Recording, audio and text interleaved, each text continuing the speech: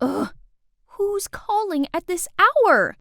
Orla, your sister is having a wedding this weekend. Make arrangements to attend. My sister Rowan is having a what now? She had never had a date, and she's only 19. Are you still listening, Orla? Surely you have a boyfriend by now, so bring him along. Boyfriend? Yeah, right. As if I haven't been absolutely caught up with school lately. No matter what I did, in Mom's eyes, I was always the idle one who partied around with boys, while Rowan was obedient and hard-working. Ugh! You see, my parents divorced ages ago, so I live with my father in Atlanta, and my mom and sister Rowan live in the suburbs of Denver with my grandma. It's been a long time since I've met her, so I wouldn't mind paying a visit on this occasion. Only, where am I meant to find a guy at this short notice? My dear hometown, it's been a hot minute. Oh, there's Paul. Sorry I kept you waiting. Let's go, gorgeous.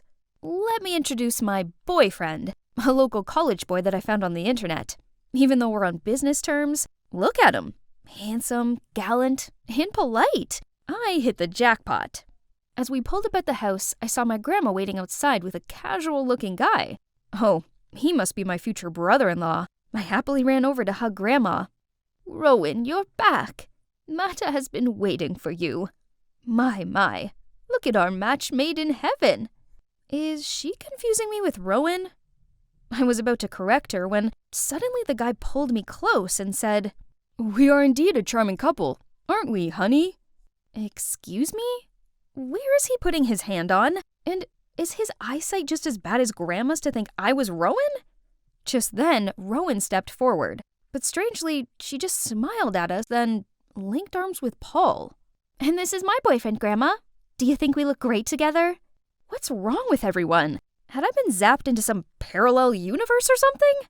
Suddenly, Rowan dragged me across the garden. Then she told me how Grandma had been diagnosed with Alzheimer's, which had progressed so quickly recently, meaning sometimes she forgets. Other times she remembers, muddling everyone and everything. Not wanting to upset or confuse her, my mom and sister decided to act according to Grandma's memories, including this wedding. And of course, that Mata guy is not my sister's real fiancé, just a close classmate. But now she's confusing the two of us, so the lead role in this wedding play is yours now. Grandma's memory was deteriorating. Yeah, that sucks. But was a fake wedding necessary? Also, the thought of pairing up with that rude Maida guy sickened me. No way! Listen to your sister, kid. Everyone is doing it for Grandma. Did he just call me kid? Okay, that's it. This guy needs to know his place. But before I could jump at him, both my parents appeared and started lecturing me. Ugh, whatever. I stood my ground. Faking a marriage is ridiculous.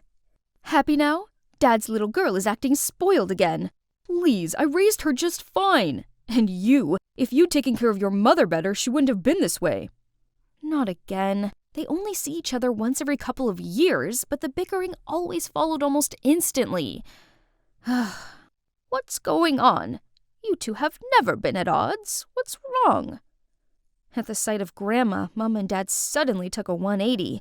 A moment ago they were screaming each other's heads off, but now they're being all smiley, lovey-dovey. How ridiculous. But did Grandma really not remember that my parents were divorced? Her condition seemed to be as bad as they said.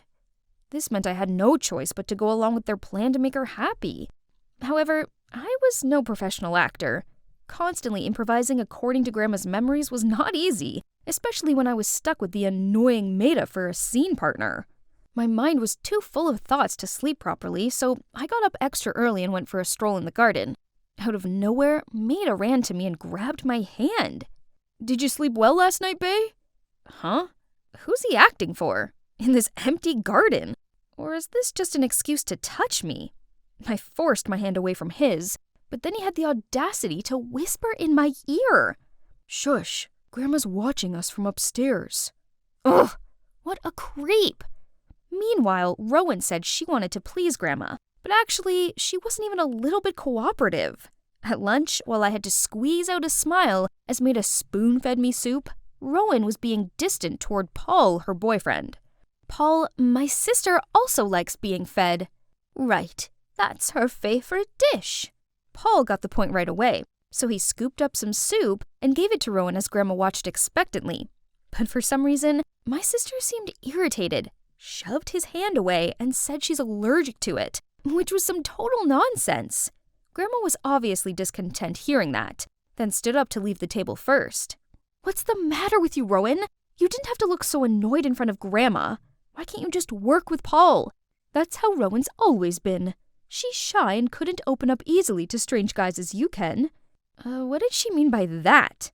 Before I could reply, Dad came to my defense. "How can you say that? Isn't Orla trying her best to play her part and not make Grandma suspect a thing?" "Oh, so you two are doing great, and we're just ruining everything?"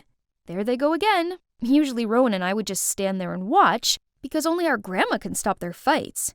And this time was no exception. As soon as they saw Grandma, my parents immediately turned around and held each other's hands. Maida was just as quick when he grabbed my arm as well as Grandma's, and then invited us for a walk. "Hey, who are you? Why are you being so friendly to us?" Oh dear, it was only a few seconds ago and her memory of him had already vanished. I immediately said Maida and I went to the same college and he was visiting me. I thought that was it, but no. Speaking of college, she immediately asked why we were home when we should be at school. The whole family froze at her reaction.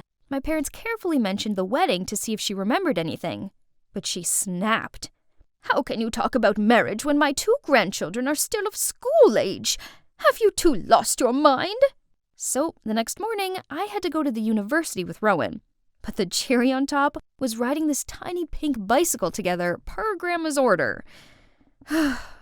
This was embarrassing, but how can we refuse? She only recalled the old memories.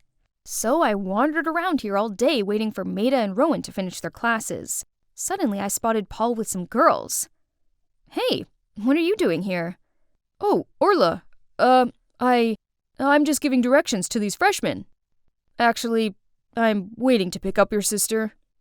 Wow, Paul seems to have a real crush on Rowan. I have to help my timid as a hare sister seize the opportunity. I took Paul to the lecture hall just as class was wrapping up, then pushed Rowan towards him, wished them a happy outing, and quickly pulled Maida away to give the couple some space. Finally, I could go home. But just as we reached the college gate, we saw Dad helping Grandma come this way. Seeing my face turn pale, Dad immediately explained that Grandma thought today was my first day of college, so she insisted on coming to pick us up. Jeez, it was bad enough coming here on a tiny pink bike. I drew the line at my dad and Grandma picking me up. I wasn't a preschooler. I was assigned to tidy the football field. It's my turn on duty today. Don't wait for me. Oh, is that so? Take your time. I'll look around for a while. I looked at Maida, hoping he had some idea to get me out of this, but he just grinned and took the broom from me. "Come on, let's clean up this place." I was only gonna fake cleaning a bit, but turns out Grandma's the most meticulous supervisor ever. "Orla, there's some trash over there. Look closely, honey, there are dry leaves in the corner. Then, you have to wipe these stains with a wet cloth." As soon as she went away, I lay on the field, panting with exhaustion. Aren't you tired? Oh man, I'm already drained out. Can't imagine how bad it's gonna get for me at Grandma's age. Poor her. It's scary how one day we might forget our family. Birth, aging, sickness, death, these are things we can't change. Orla, but one thing we could do is cherishing every moment with our loved ones as these times are special.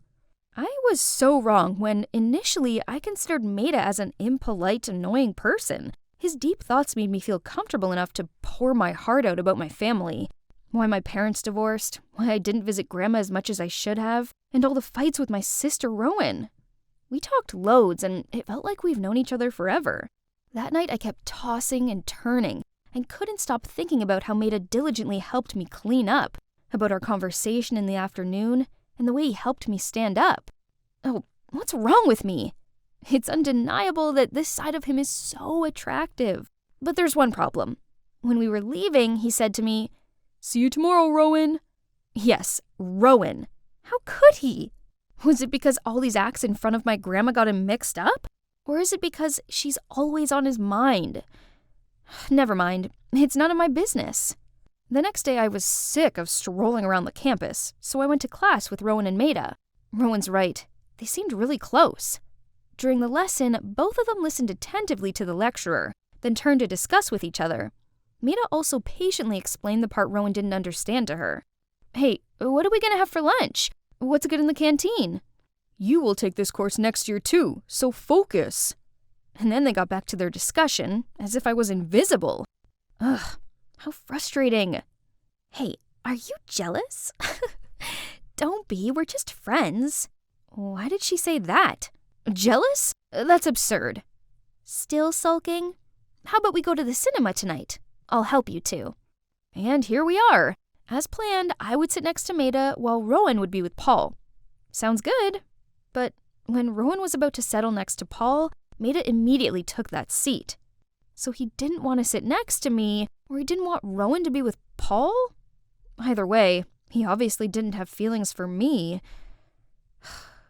As soon as the movie ended, I rushed out of there, just to catch some familiar sight of Grandma and Dad again.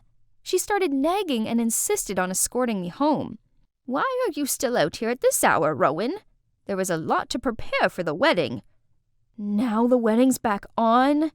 Oh dear, you two. A groom-to-be shouldn't be playing around like this. Paul? Why don't you pair me with Maida like before, Grandma? After all, we were back to our former partners. I'm with Paul and Maida with Rowan.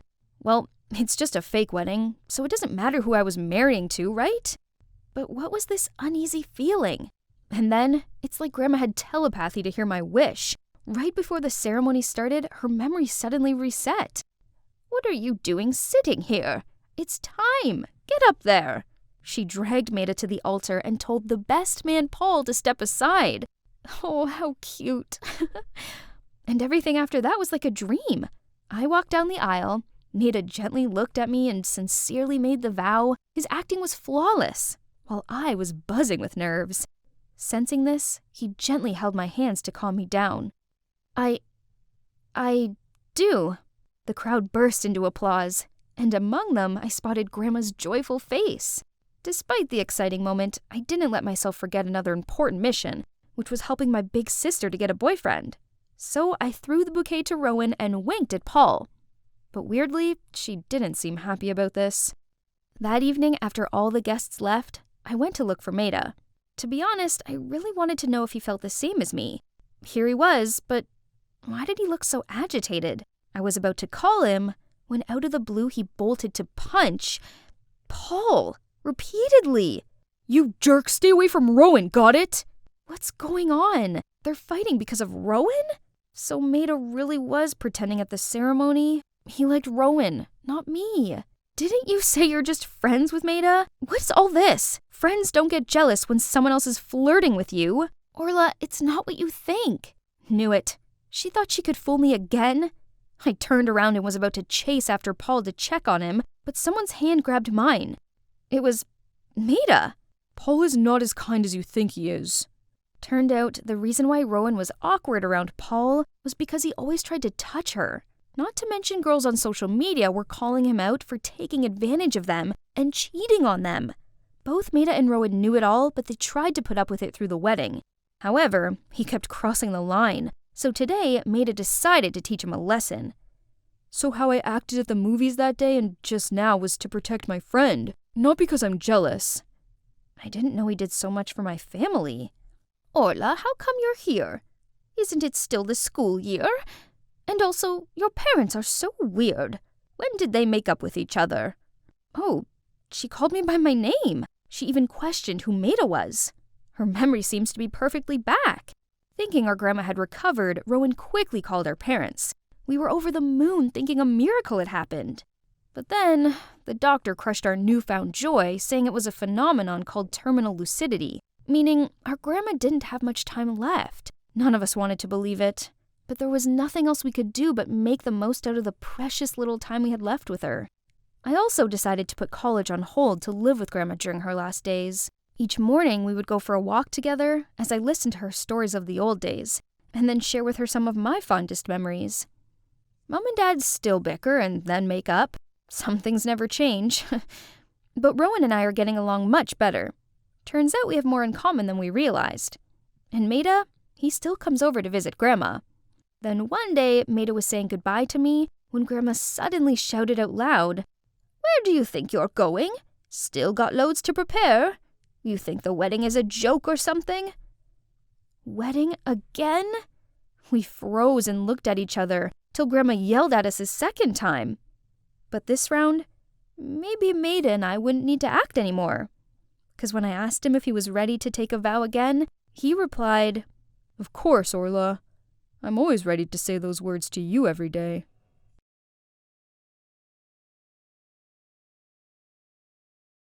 Look at this gorgeous golden cruise. Isn't it perfect for my 16th birthday?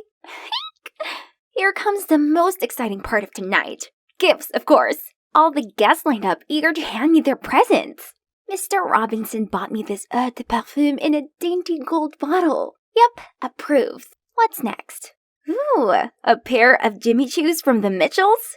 Gold, of course. Nice color, but the heels are far too low. What a bummer. I'll have to pass on this.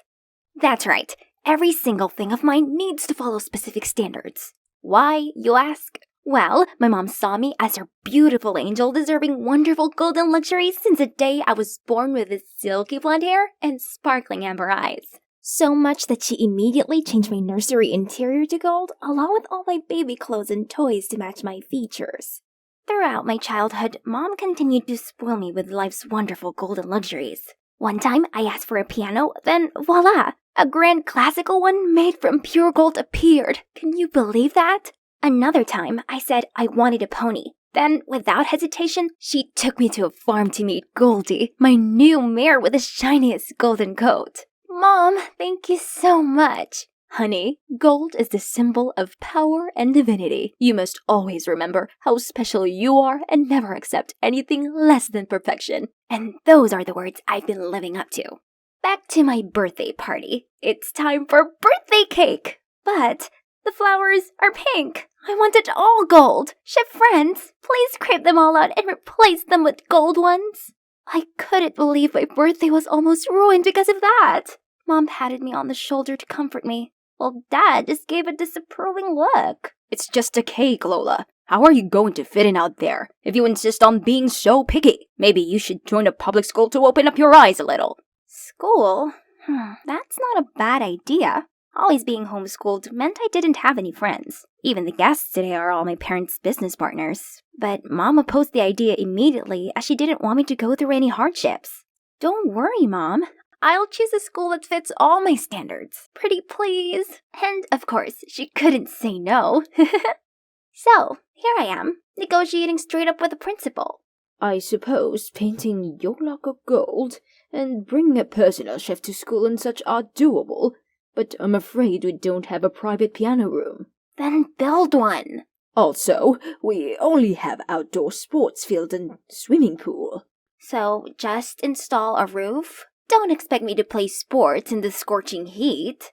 Miss, unlike your previous tutor, not all the teachers here have a doctorate degree, be bilingual, and in their early to mid-30s.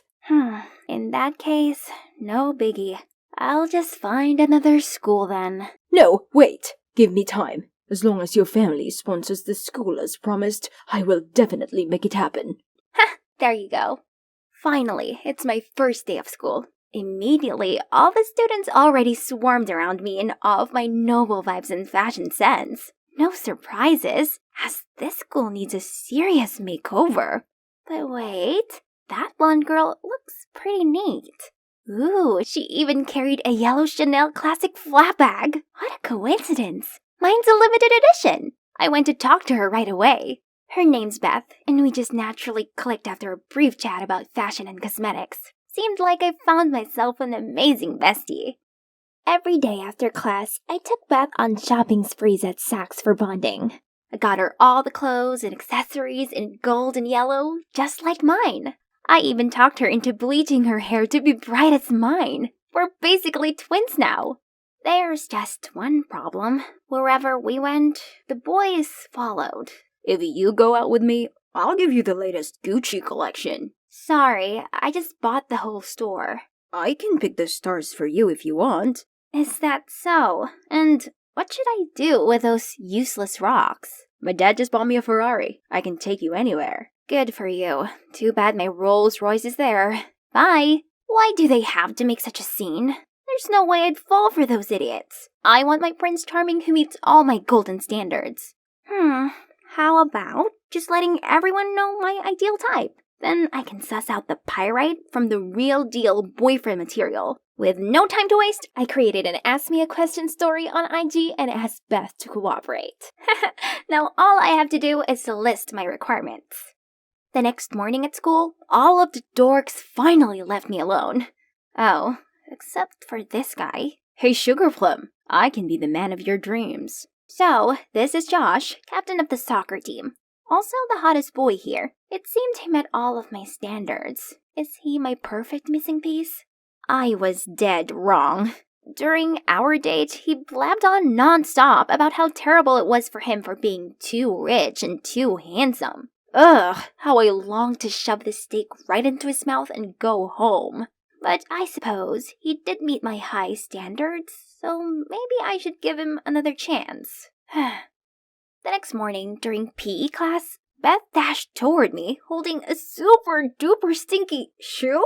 Lola, Josh lied to you. He's not 6'4". Look at this nasty hiding crease insole. He's only 6'3". Ew, gross. Babe, I'm sorry. I only did it because— That's enough. Take this stinky shoe away from me. We are over. And so my quest to find true love is at a dead end. Again. Yet, surprisingly, luck had smelled on me once more. Later that day, I came to the practice room as usual when my favorite piece of music reached my ears. Oh my, what a heavenly sight. All of a sudden, I felt my heart skip a beat as I unconsciously walked toward that boy. Seems like someone has a really good taste in music. And your skills? Not so bad either. Well, as long as you open your heart to feel its soul, not just learn the notes. Then he stood up and walked away, not bothering to look back at me once. That was a bit snobby, wasn't it? Yet, strangely, I stood there dazed. But wait, who am I to swoon that easily? Let's see if he met my standards first. Beth helped me to find out more about him. Turns out he's Connor, the new transfer student who's trying out for the basketball team. So, I immediately went to Ken, the captain, and whispered in his ear, asking him to come up with an excuse to make Connor get a physical exam. At my personal doctor's office, of course. The result is finally in. Natural blonde, no baldness, check. 6'5", definitely without hiding crease insoles, check. White teeth, no cavities, check. Wow, he ticks all the boxes. Then I rushed to the principal's office, asking him for Connor's school report, and it was impressive. He's always in the school's top 2, actively takes part in extracurricular activities, and he even won a prize in the national basketball competition.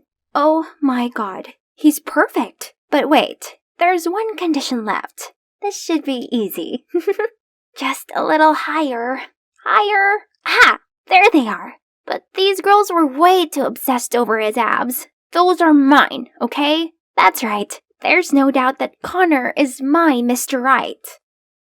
After that, I shyly handed him a bottle of golden-labeled mineral water and asked if he'd like to practice playing piano with me. My heart was thudding like crazy, but he just muttered, Sorry, but I already have a date. Then he went past me to Lily! What? That nerdy girl with 0 social skills? There's no way I can lose to her. I immediately told the principal to switch all my classes to Connor so I could easily approach him. My amazing advisor Beth also helped me devise a super detailed step-by-step strategy. Soon, Connor will get over boring Lily and fall head over heels for me. First step, scent attraction.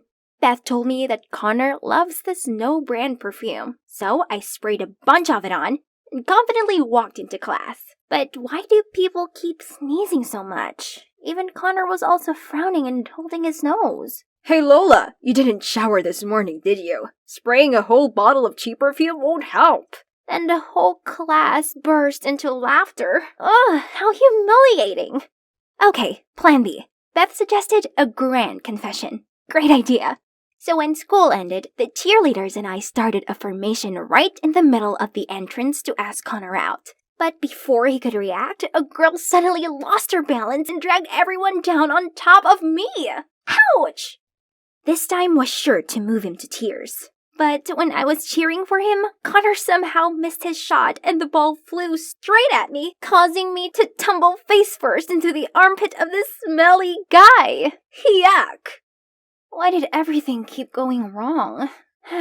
Suddenly, I bumped into Josh. He grabbed my hand and started begging me to take him back. He said he tried all kinds of ways to grow taller and actually managed to reach 6'4" now, so I should stop pursuing Connor and become his princess instead. Jeez, I'm really not in the mood for this desperado. Let go of me! I then ran into Beth while leaving. She came to tell me that she figured out another way to make Connor mine. It seems like he's really into Lily. We have to separate them. So, I called Lily to a corner and told her as long as she stayed away from Connor, I would buy her whatever she wanted. You know, not everything can be bought. Connor isn't interested in you, so you'd better give up. You're just annoying him. What? I didn't expect quiet, nerdy Lily to say that to someone as lustrous as me. Lily's words had been bothering me all day. Was I wrong to continue pursuing Connor? Suddenly, someone ran past the window and splashed an entire bucket of paint onto Lily.